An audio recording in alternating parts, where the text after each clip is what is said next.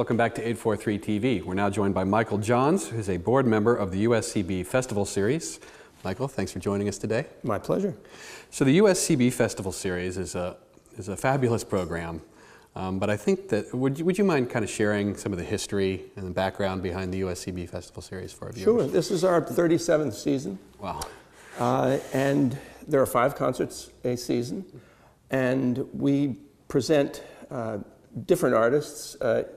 With one exception, we have a music director, an artistic director, Edward Aaron, who plays on every concert. But other than that, there are different performers on every concert. So not only do you get a variety of music and styles, but you get different performers' takes on those styles and performances. Gotcha. And it's always musical concert, right? Always musical concert, yes. You mentioned different musical styles. Can you tell us a little bit more about the difference between orchestra music and chamber music? Sure, there are a couple of differences, actually. The one that you would notice first is purely the size. An orchestra has many members, could 40, 60, 80, 100 for the largest orchestras. And a chamber music group, chamber gives it away. It's not an auditorium group, or it's not a concert hall ensemble. It's a chamber music group, which implies a smaller setting. Okay. And the other fundamental difference is in the organization of the ensemble. An orchestra is a top-down ensemble in that because of the numbers of players, you have to have someone that leads and directs. Otherwise, everyone's going their own way, and it can be chaos. So it's top-down. The conductor dictates the style, and all of the particulars, how long the pauses are and such things. And it's up to all of the members to come together and follow the vision of the conductor. With chamber music, it's just the opposite. It's built from the bottom up. On the USCB Festival Series, we have from 3 to 7 players each concert, no more than that.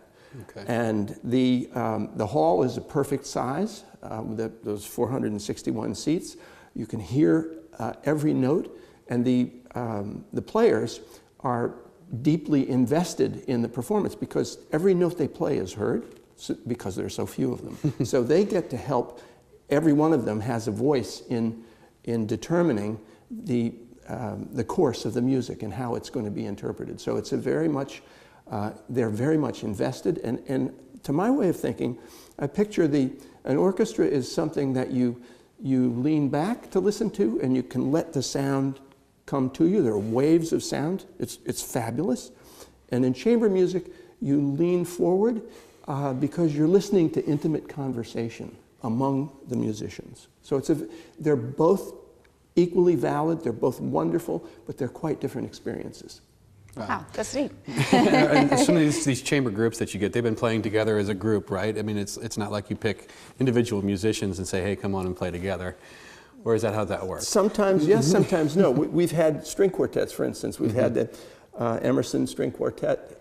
We've had the Tokyo String Quartet, St. Lawrence String Quartet. This season, the Brooklyn Rider String Quartet. So those are preformed groups. The other groups, many of the players play together in other venues. Right. But in general, they come together for this series. Wow.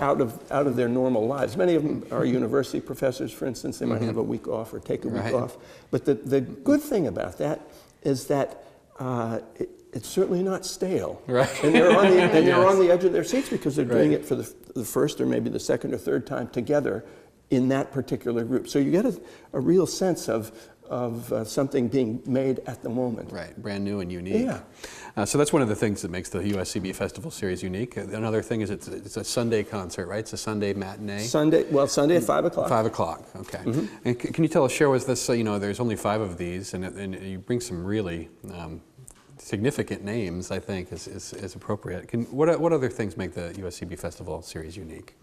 Well, the thing that makes it the most unique, in my opinion, is the quality, which is uniformly, I wouldn't say that it's good, it's always very good, and many times it's spectacular quality. You could go to Lincoln Center in New York This is like Lincoln Center coming to our backyard. It's right Right. here. You don't have to virtually go anywhere to hear great music, spectacularly well played. Wow. It's a very exciting venue, and we're very lucky, Yeah. this little burg of ours Right. in Beaufort, to have this kind of talent come on a regular basis. We're very lucky. And I think maybe people aren't aware of this. So how can they find out more and find out what shows you have? Where do they go? Well, there is a website, but the easiest thing to do would probably be to call 843-208-8246. They can find out and there. They will find out all of the information they need there. Really neat. And is this something, I mean, is this something that is all ages, or is it, I mean, who are you targeting? Who comes to these concerts? Well, it's general. Well, it's an adult audience. One of the wonderful things about it is that it requires you to be quiet, and our lives are so, going a million miles an hour. It requires you to be silent for a while, which, of course, for young children is very difficult and could be potentially distracting. Right. So it's for high school students on up, and we have people as old as, in the 90s and as young as in high school. But anyone interested in music? Anyone interested in music, give it a chance. Yeah. Just give it a chance. If the players can't sell it and make you think that it's worth coming back, then don't come back. But give it a chance, and you'll like it. You will come back. Very good. Michael, thank you so much for joining us. You're most welcome. Thank you for the opportunity. And thank you for watching 843 TV. Where communities come to speak.